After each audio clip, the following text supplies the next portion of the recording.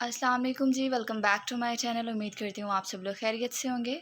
आज हम मॉड्यूल 5 का पार्ट 2 जो है उसको डिस्कस करेंगे और उसके बाद मूव करेंगे अपने नेक्स्ट मॉड्यूल पर। सो स्टार्ट करते हैं। पहले तो हमने टाइप्स ऑफ इन्फॉर्मेशन पढ़नी है जो कि अवेलेबल होती हैं स्पीच सिग्नल में। स्पीच सिग्नल किसको कहते हैं? बेसिकली साउंड होता है जो कि प्रोड्यूस होता है व्हेन समवन स्पीक्स, ठीक है। तो अगर तो हम स्पीच सिग्नल की बात करें तो ये कन्वे करता है वेरियस टाइप ऑफ इन्फॉर्मेशन को। अब वो वेरियस टाइप ऑफ इन्फॉर्मेशन की अगर बात करें तो उसमें emotional, grammatical, informational, textual, psychological और इंडेक्सिकल आ जाता है, ठीक है। वन बाय वन मैं आपको शॉर्ट वे में एक्सप्लेन करने की कोशिश करती हूँ।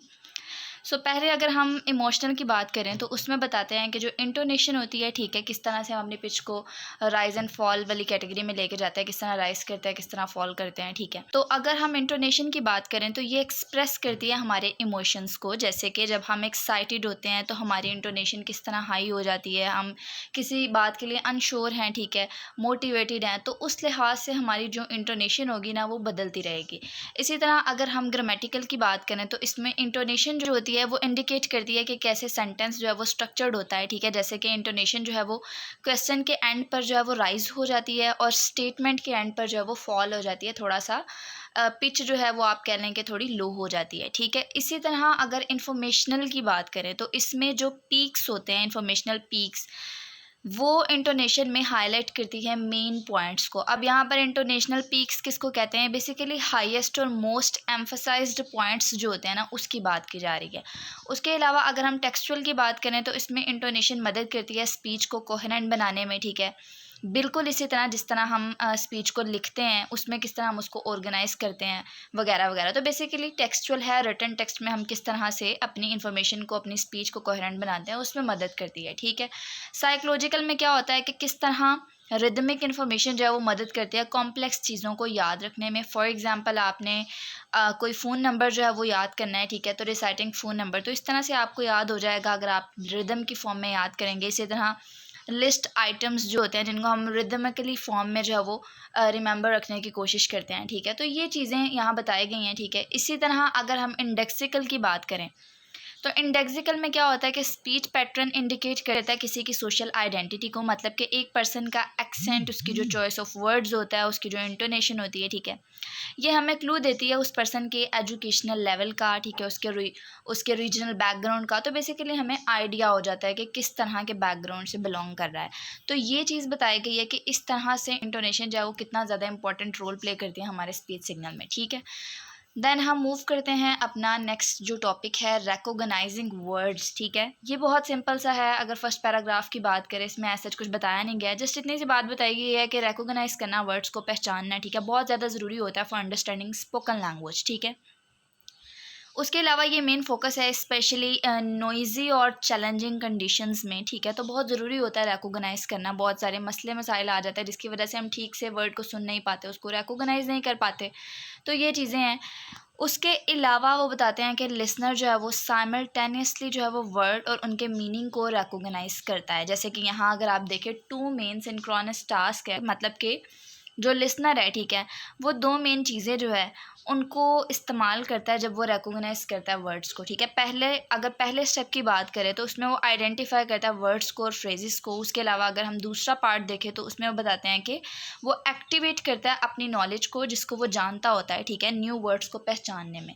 तो ये दो पॉइंट्स यहाँ पर बताए गए। शॉर्ट क्वेश्चन में आपको ये रिपीट हो सकता है, तो थोड़ी सी अटेंशन इस पर आप दे दीजिएगा। उसके अलावा जो नेक्स्ट पैराग्राफ है, इसको मैं ये जितने भी पॉइंट्स हैं सबका अगर मैं आपको इकट्ठा शॉर्ट सा इसका मतलब बताऊँ तो इसमें वो क्या बताते हैं कि अंडरस्टैंडिंग जो होती है स्पोकन वर्ड रिकॉग्निशन की, ठीक है, वो शामिल होती है कॉन्टेक्स्ट में रिकॉग्नाइज करना वर्ड्स को, ठीक है। फोनोलॉजिकल हायरार्की के कॉन्टेक्स्ट में रिकॉग्नाइज करना वर्ड्स को, ठीक है, उसमें शामिल होती है जो हमारी बेसिकली अंडरस्टैंडिंग होती है स्पोकन वर्ड लैंग्वेज के, स्पोकन वर्ड रिकॉग्निशन की, ठीक है। अब यहाँ पर फोनोलॉजिकल हायरार्की किसको बोलते हैं? बेसिकली ऑर्गेनाइजेशन ऑफ साउंड्स होता है इन स्पोकन लैंग्वेज, ठीक है, तो उसी की बात की जा रही है, ठीक है।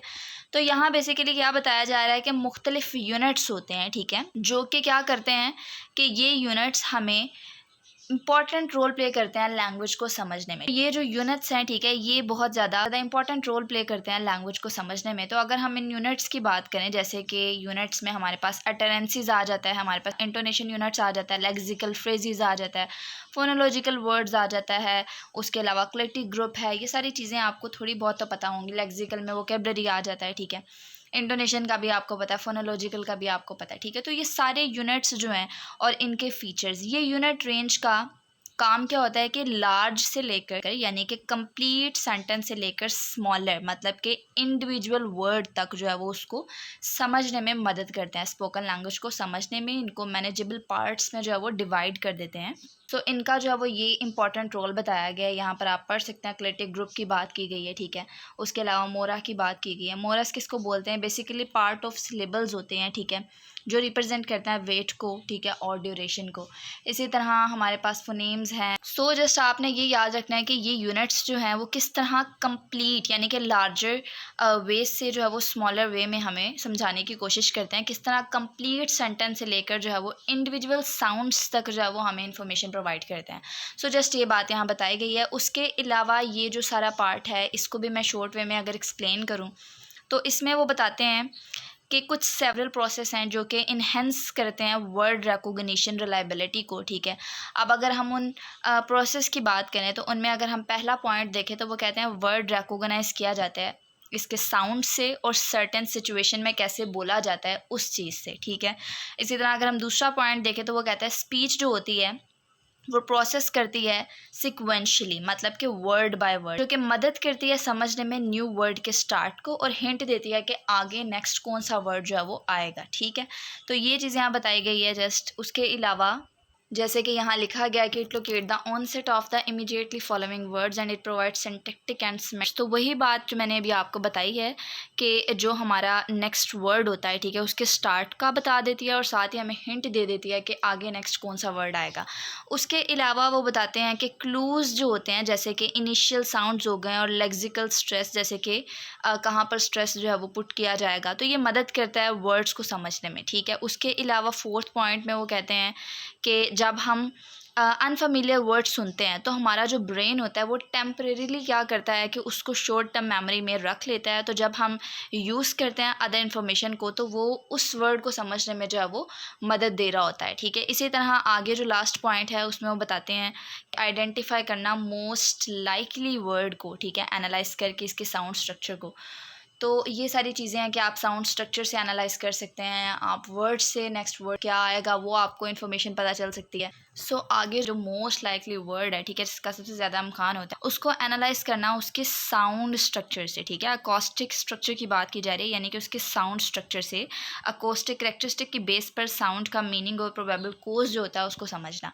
सो जस्ट जो पहला आपको पॉइंट बता दिया वो इनफ है अंडरस्टैंड करने के लिए कि आइडेंटिफाई करना मोस्ट लाइकली वर्ड को एनालाइज करके उसके साउंड स्ट्रक्चर से। जस्ट तो ये हमारा ओवरऑल जो टॉपिक था, आई होप सो कि आपको समझ आई होगी। अगर कोई चीज़ रह जाए तो आप कमेंट सेक्शन में पूछ सकते हैं। मिलते हैं नेक्स्ट लेक्चर में, तब तक के लिए दीजिए इजाज़त। अल्लाह हाफिज़।